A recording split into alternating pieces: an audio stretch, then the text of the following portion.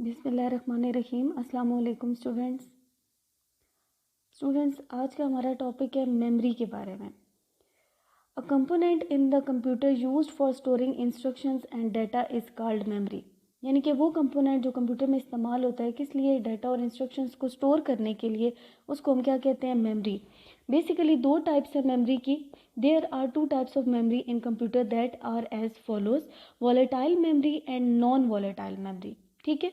It loses its contents when computer is turn off. Volatile memory क्या होती है कि जब तक आपका कंप्यूटर ऑन रहेगा तब तक आपकी चीज़ें आपको नज़र आती रहेंगी, लेकिन जैसे ही कंप्यूटर अगर टर्न ऑफ कर जाता है, यानी कि अगर बिजली बंद हो जाती है या कहीं से कोई वायर वगैरह हिल जाती है या कोई भी इस तरह का प्रॉब्लम होता है, तो जो कुछ भी आप काम कर रहे होंगे वो सडनली क्या हो जाएंगे, लॉस हो जाएंगे। ठीक है। RAM is the most common example of volatile memory. कल हम लोगों ने रैम के बारे में पढ़ा था, आज उसकी डिटेल भी पढ़ेंगे। रैम जो है वो सबसे ज़्यादा कॉमन टाइप है वॉलेटाइल मेमोरी की। उसके बाद नेक्स्ट टाइप है हमारे पास non volatile memory. It does not lose its contents when computer is turn off. इस पे क्या फ़र्क पड़ता है कि इसके कंटेंट्स यानी कि इसमें जो भी आप काम कर रहे होते हैं वो लॉस नहीं होता जब भी कंप्यूटर ऑफ कर दिया जाए। ठीक है। यानी कि जो भी चीज़ आपने सेव की है वो वहीं पे सेव रहेगी। जैसे कि रोम एक एग्जांपल है नॉन वॉलेटाइल मेमोरी की, इसी तरह फ्लैश मेमोरी है, CMOS वगैरह, इस तरह की एग्जांपल्स हैं हमारे पास नॉन वॉलेटाइल मेमोरी की। अच्छा, अगर हम लोग इसको डिटेल में देखें तो हमने कहा था कि वॉलेटाइल मेमोरी जो है वो आपके कंटेंट्स लॉस कर देती है, जिसमें हमने कहा था कि रैम जो है वो इसकी कॉमन एग्जांपल है। तो रैम को ज़रा डिटेल में देखते हैं। RAM stands for random access memory. It is also called direct access memory. ठीक है। इसको डायरेक्ट एक्सेस मेमोरी भी कहा जाता है और रैंडम एक्सेस मेमोरी भी कहा जाता है।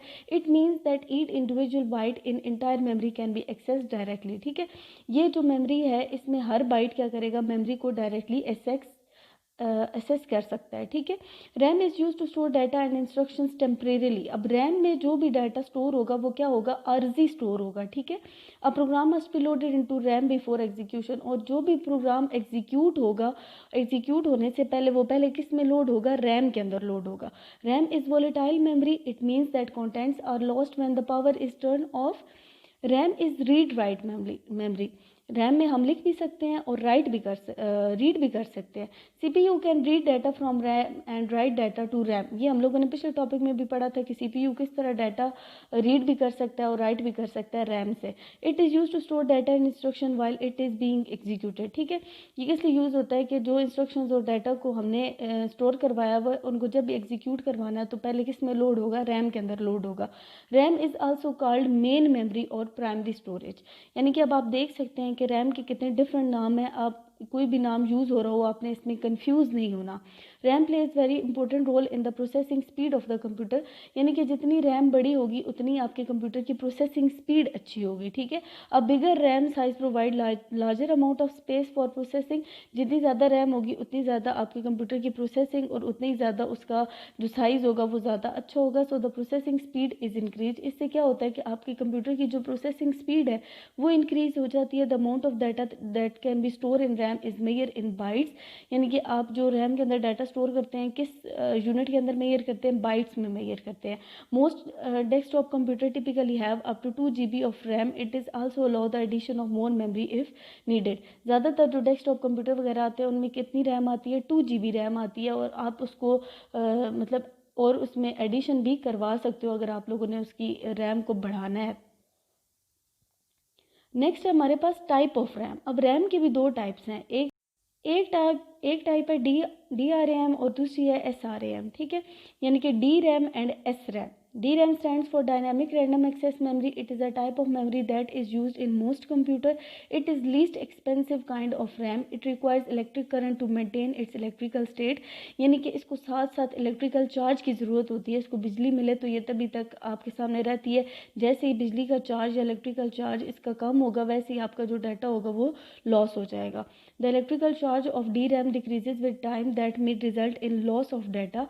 DRAM is recharged or refresh again and again to maintain data. DRAM को हमें रिचार्ज या रिफ्रेश करना पड़ता है बार बार डाटा को मेंटेन रखने के लिए। The processor cannot access the data of DRAM while it is being refreshed. और प्रोसेसर क्या करता है तब तक डाटा को एक्सेस नहीं कर सकता जब हम DRAM को रिफ्रेश कर रहे होते हैं। That is why it is slow. इसलिए ये बहुत ज़्यादा स्लो टाइप है मेमोरी की। सेकंड है हमारे पास S RAM. S RAM stands for static random access memory. It can store data without any need of frequent charging. ये डाटा को स्टोर कर सकती है, मतलब लगातार उसको हमें रिचार्ज करने की ज़रूरत नहीं होती। CPU does not need to wait to access data from S RAM during processing. जब भी हम इसकी प्रोसेसिंग कर रहे होते हैं तो CPU को वेट नहीं करना पड़ता जब हम उसको मतलब रिफ्रेश कर रहे होते हैं या जो भी उसकी प्रोसेसिंग हो रही होती है, ठीक है। That is why it is faster than D RAM. इस वजह से ये डी रैम से फास्टर है। It utilizes less power than D RAM. ये जो बिजली है वो कम इस्तेमाल करता है। S RAM is more expensive, ये उससे एक्सपेंसिव है। It is normally use to build a very fast memory known as cache memory. Cache memory को भी अभी आगे हम लोग डिटेल में डिस्कस करेंगे। उसके बाद अगर हम देखें तो मेमोरी की दूसरी टाइप क्या थी, रोम, यानी कि non volatile memory. ROM stands for read only memory. The instructions in ROM prepare the computer for use. ROM के अंदर जितनी भी instructions हैं वो कंप्यूटर को किस लिए इस्तेमाल होती हैं, कंप्यूटर को इस्तेमाल करने के लिए या उसको प्रिपेयर करने के लिए यूज़ होती हैं। These instructions can only be read but cannot be changed or deleted. ये वाली instructions read ज़रूर होती हैं लेकिन हम इनको change या delete नहीं कर सकते। It is not possible to write new information or instructions into the ROM. यानी कि ROM के अंदर जो भी काम हो गया उसको हम चेंज नहीं कर सकते, ठीक है, यानी कि दोबारा से राइट नहीं कर सकते। रोम स्टोर डाटा इंस्ट्रक्शन परमानेंटली, इसमें जो भी डाटा होगा वो परमानेंटली स्टोर होगा यानी कि मुस्तकिल तौर पे। When the power is switched off the instruction store in RAM are not lost. जब भी बिजली बंद होगी या पावर स्विच ऑफ होगी तो रोम के अंदर जितना भी इंस्ट्रक्शंस होंगी या डाटा होगा वो लॉस नहीं होगा। That is why it is called non volatile memory, इसलिए इसको नॉन वोलेटाइल मेमोरी कहा जाता है। The information in ROM is store by the manufacturer, यानी कि जो बनाने वाली कंपनी है ना, जो मैन्युफैक्चरर है, उसमें वो स्टोर करता है सारी इंफॉर्मेशन रोम के अंदर। When the computer is switched on, the instruction in the ROM are automatically loaded into the memory of computer.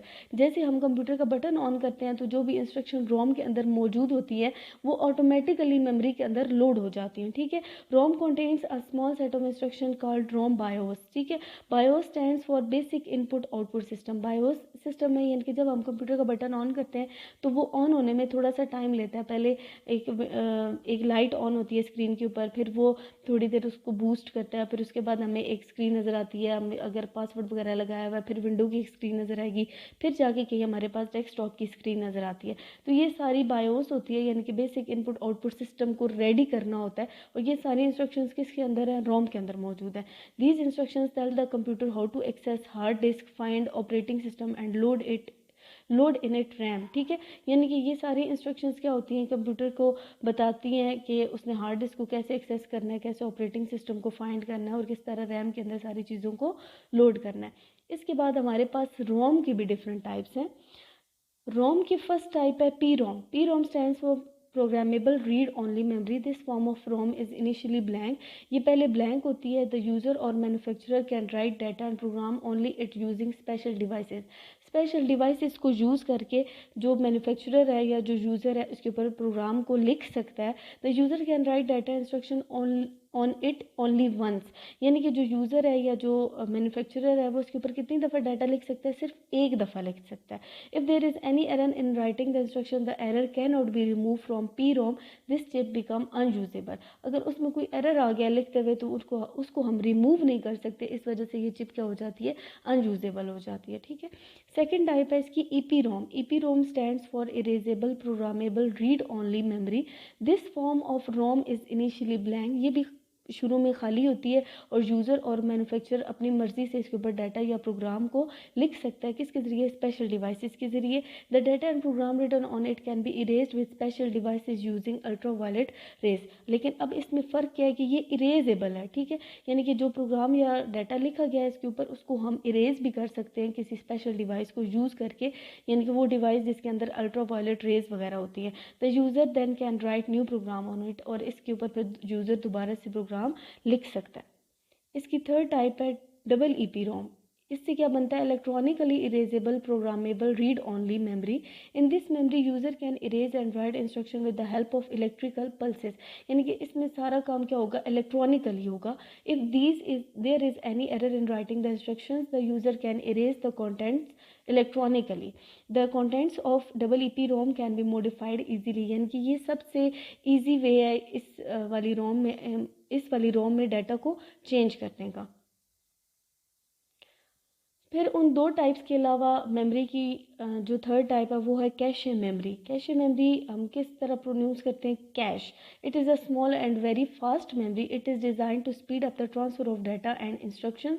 ये छोटी सी एक मेमोरी है जो कि CPU चिप के बिल्कुल क्लोज या उसके इनसाइड रखी जाती है, ठीक है।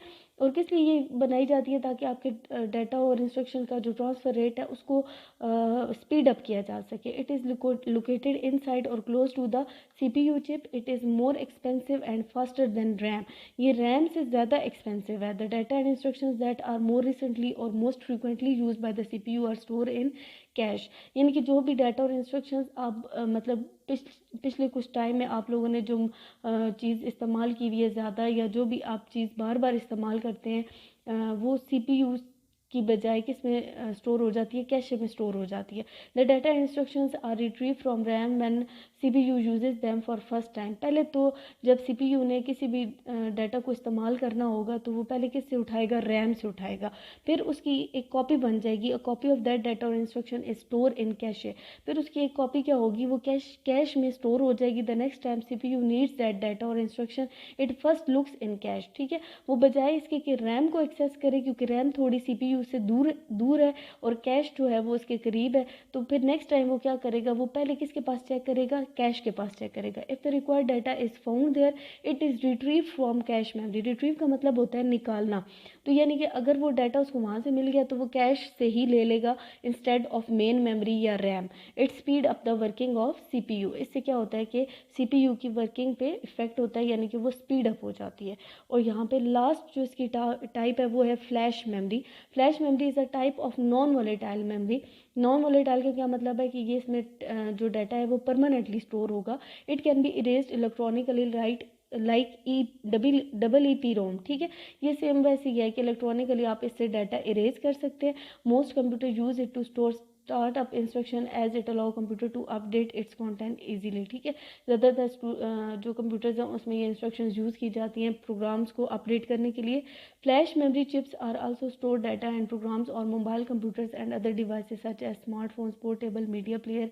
यानी कि ये जितनी भी डिफरेंट हमारे पास डिवाइसेस आती हैं इनके अंदर कौन सी मेमोरी यूज़ होती है, फ्लैश मेमोरी चिप्स यूज़ होती हैं। ये हमारे मोबाइल्स की, हमारे मीडिया प्लेयर्स की इतनी ज़्यादा हमें मेमोरी अवेलेबल होती है, वो उसके अंदर कौन सी चिप्स यूज़ होती हैं, फ्लैश मेमोरी चिप्स यूज़ होती हैं, ठीक है। The data in smartphones are used on flash memory. Some portable media player store music on flash memory chips. तो इस तरह यानी कि फ्लैश मेमोरी को यूज़ करके, और जो हम लोग USB वगैरह यूज़ करते हैं उसको भी हम फ्लैश मेमोरी कहते हैं, ठीक है।